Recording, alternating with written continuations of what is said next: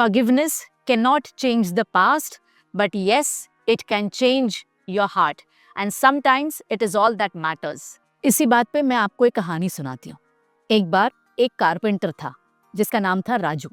राजू लकड़ी के खिलौने बनाता था। बहुत खुश था वो, लेकिन उसके मन में एक कोई बात बहुत सालों से खा रही थी। वो थी उसके छोटे भाई की बात।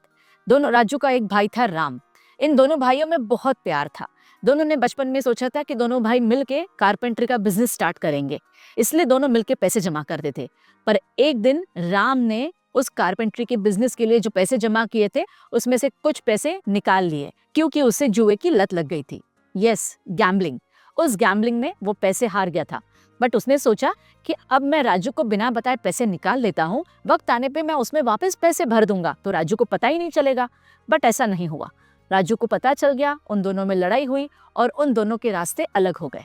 राम वो गांव छोड़ के चला गया और राजू उसी गांव में रहा, अपना छोटा सा बिजनेस करता हुआ।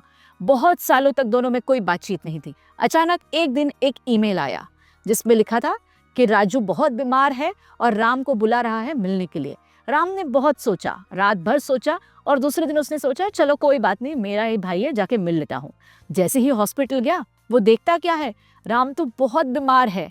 और राम ने बातों बातों में राजू से माफ़ी मांगी कि सॉरी, सालों पहले मैंने ये गलती की थी और मुझे उसका बहुत पछतावा है, आई एम वेरी सॉरी।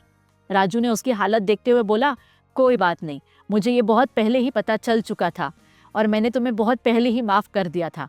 बस ये बोल के दोनों भाई गले लगे। राम वापस गाँव चला गया। उसने वापस उसका कारपेंटरी का बिजनेस संभाला और उसने एक नया कारपेंटरी का शॉप खोला जिसका नाम रखा ब्रदर्स वुडवर्क्स, जो उन दोनों भाइयों का मिल के सपना था।